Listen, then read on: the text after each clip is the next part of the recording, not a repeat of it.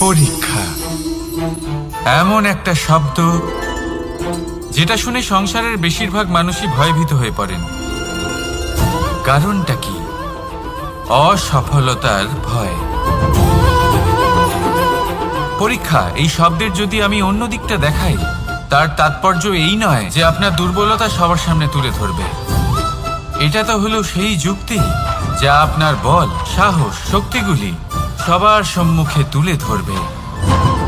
আগে হ্যাঁ, এটাই হলো সেই যুক্তি। আপনি নিজেই কখনো দেখবেন পরীক্ষার সময় আপনার অন্তরের অনেক গুণ বাইরে বেরিয়ে আসে।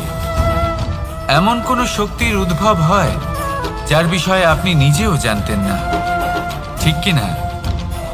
তাই এই পরীক্ষাকে কখনো ভয় পাবেন না। বিশ্বাসের সাথে নির্ভীক হয়ে এটার সম্মুখীন হন। দিনের শেষে এই পরীক্ষা শুধুই আপনাকে উজ্জ্বল করবে, আপনাকে আরো শ্রেষ্ঠ করে তুলবে। তাহলে আসুন আমার সাথে ভালোবেসে বলুন, রাধা রাধা। ভগবান আর ভুল, এই দুই একই অক্ষর দিয়ে শুরু হয়। শুধু তাই নয়, এদের দুজনের রাশিও সমান। এবারে আপনারা বলবেন যে ভগবান, ভুল, এদের মধ্যে কিভাবে মিল থাকতে পারে? অনেক বড় মিল আছে। না শুধু এ এক অক্ষর দিয়ে শুরু হয়, বরং এদের বিজয় মন্ত্রটাও এক। ভগবানকে মানুন, তাকে বিশ্বাস করুন, তাকে স্বীকার করুন। এটা করলে মনের দৃষ্টি থেকে ভগবানকে দেখা যায়, আর উনি আপনাকে সমৃদ্ধ করে তোলেন। ভুলের সাথেও এটাই ঘটে। নিজের ভুল স্বয়ং মেনে নিলে, স্বীকার করে নিলে সব কিছুই স্পষ্টভাবে দেখতে পাবেন। যেদিন থেকে আপনি নিজের ভুল মেনে নিতে শিখবেন, সেদিন থেকে সেই ভুল শোধরানোর প্রক্রিয়াও শুরু হয়ে যাবে।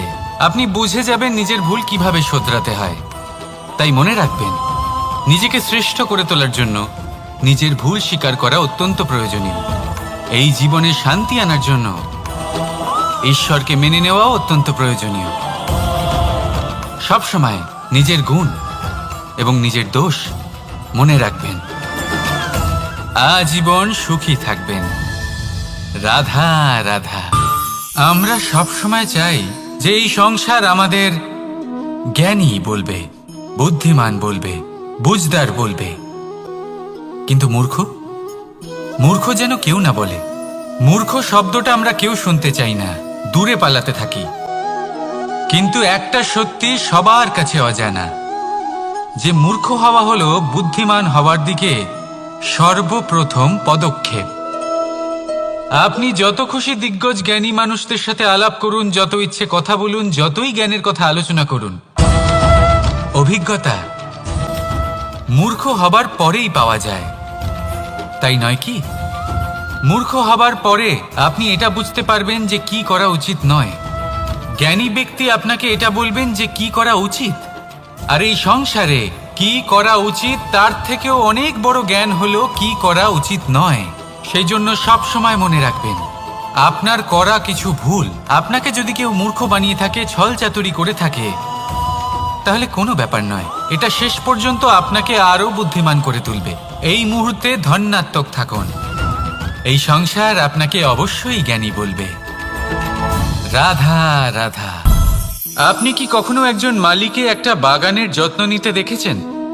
যদি কখনো একটা গাছে উই ধরে যায়, মালি তখন শুধু সেই গাছের নয়, সমস্ত বাগানের চিকিৎসা করায়। আপনারা হয়তো বলবেন, এ কেমন মূর্খতা? যখন উই একটা গাছে লেগেছে, সমস্ত বাগানের চিকিৎসা কেন করাতে হবে? এ তো অযথা পরিশ্রম করা। কিন্তু মালি খুব ভালো করে জানে যে উই হয়তো একটা গাছে লেগেছে, কিন্তু তা সমস্ত বাগানকে নাশ করে দিতে পারে। এবার মালির এই শিক্ষা, এই জ্ঞান অন্য অনেক জায়গাতে প্রযোজ্য। এই সংসারে আমরা শুধুমাত্র নিজের পরিবারের কথাই চিন্তা করি, তাদের যত্ন নিই, চেষ্টা করি যেন তারা ভালো থাকেন, সুখে থাকেন। আর সেই সময়